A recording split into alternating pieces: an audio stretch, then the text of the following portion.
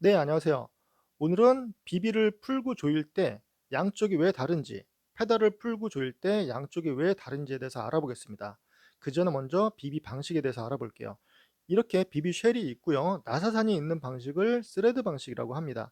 이 스레드 방식으로 되어 있는 경우에는 이렇게 나사산이 있는 비비를 꽂아야 되겠죠. 나사산이 없는 방식을 보셨을 거예요. 그거를 프레스핏 방식이라고 합니다. 비비 자체에 나사산이 없고요. 프레임에도 나사산이 없어요. 그냥 꾹 압박을 해서 집어넣는 거예요. 그거를 프레스핏 방식이라고 합니다. 이 나사산이 있는 방식에서도 이탈리안 타입과 잉글리시 타입으로 나뉘게 되는데요. 이탈리안 방식 같은 경우에는 우리가 흔히 알고 있는 나사를 조이고 푸는 방향이라고 생각을 하시면 되고, 오늘 하는 거는 잉글리시 타입입니다. 프레임 자체가 나사산이 그렇게 나왔기 때문에 그거를 바꿀 수는 없어요. 거기에 맞는 비비를 사용을 하셔야 되겠죠. 이쪽은 드라이브 사이드, 체인링이 있는 오른쪽이에요. 비비를 집어넣을 때 비비에 보시면은 이런 식으로 왼쪽 오른쪽이 표시가 되어 있어요. 이쪽이 R, 이쪽이 L, 라이트 레프트죠. 얘를 집어넣고 조이려면은 어느 쪽으로 조여야 될까요? 우리가 흔히 알고 있는 시계 방향으로 조여야 될까요? 얘는 이쪽으로 돌리면은 빠집니다. 시계 반대 방향으로 돌려야지 얘네들은 끼워지는 거예요. 이것 때문에 비비를 망가뜨려 가지고 고생하시는 분들이 좀 계세요. 나사산이 뭉개졌다거나 프레임이 망가지는 경우도 있어요. 그 방향을 정확히 아셔야 됩니다. 뒤쪽으로 시계 반대 방향으로 돌려야지 얘네들은 들어가고 조여져요. 왜 그럴까요?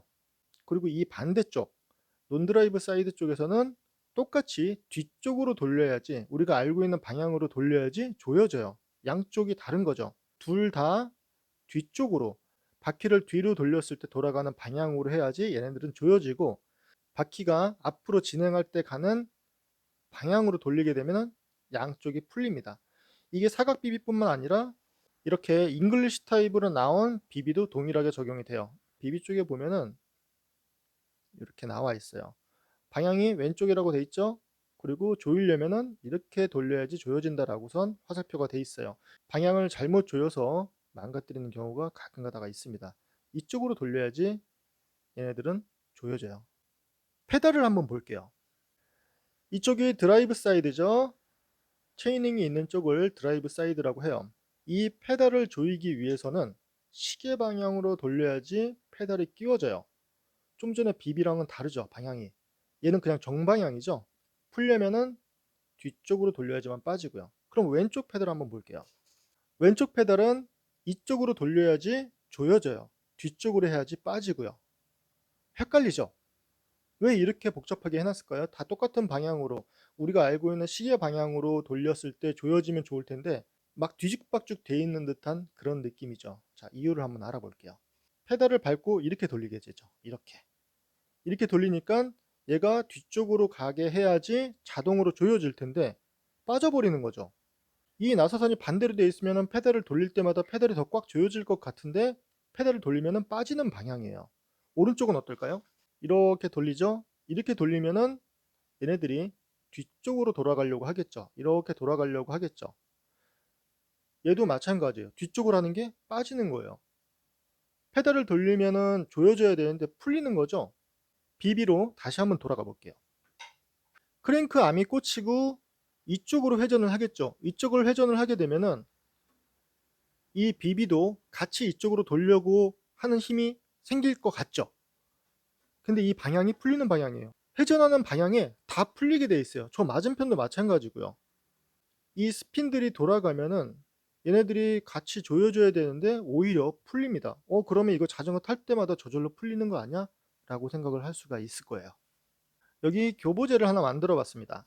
얘를 비비 쉘이라고 할게요. 얘가 프레임의 비비 쉘이고 여기에 비비를 꽂았다고 생각을 할게요. 이렇게 유격이 있지는 않겠죠. 꼭 껴서 얘네들이 빈틈없이 꽉 껴질 거예요. 그리고 얘를 스핀들이라고 할게요. 사각 비비에서 이 부분이 될 수가 있겠죠. 외장형 비비 같은 경우에는 얘가 될 수도 있고요. 이렇게 들어가고 이쪽에는 베어링이 있을 거예요. 얘네들이 그냥 회전만 한다 그러면 상관이 없을 거예요. 하지만 체중을 눌렀을 때 얘네들은 막 휘려고 하겠죠. 유격이 있다 그러면은 회전을 하면서 이렇게 돌아가려고 하는 힘이 생길 거예요. 이 끝을 보면은 원뿔 모양이 되죠.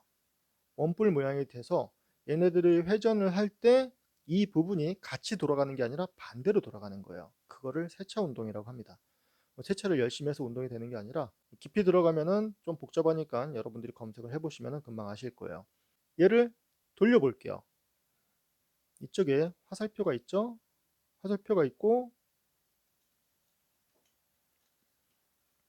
중간에 있는 스핀들도 회전을 하면서 위아래로 원뿔 모양이 그리게 돌렸더니 비비가 반대로 돌아가네요? 저 방향이 어떤 방향이죠? 조여지는 방향이죠. 네, 이렇게 돌리게 되면은 조여져요. 그럼 이쪽에 유격이 많으니까 얘네들이 돌아가는 게 아닐까요?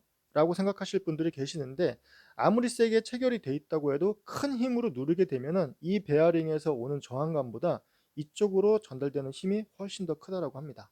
결과적으로는 페달에 힘을 세게 주고 돌리게 되면은 비비는 조여지게 되죠. 뒤쪽으로 가죠. 이렇게. 재밌죠? 이거를 세차 운동이라고 합니다. 다시 페달을 볼게요.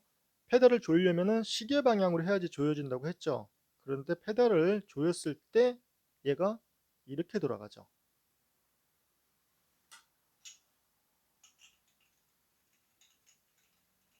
저 빨간색 화살표를 보세요.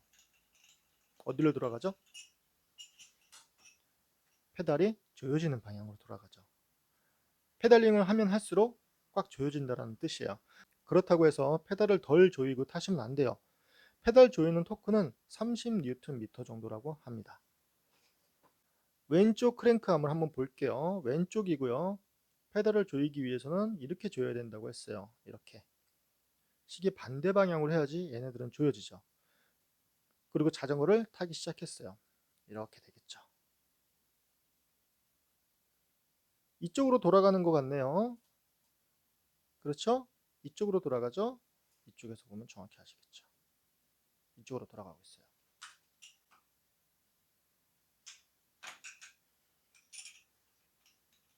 이렇게 돌아가죠.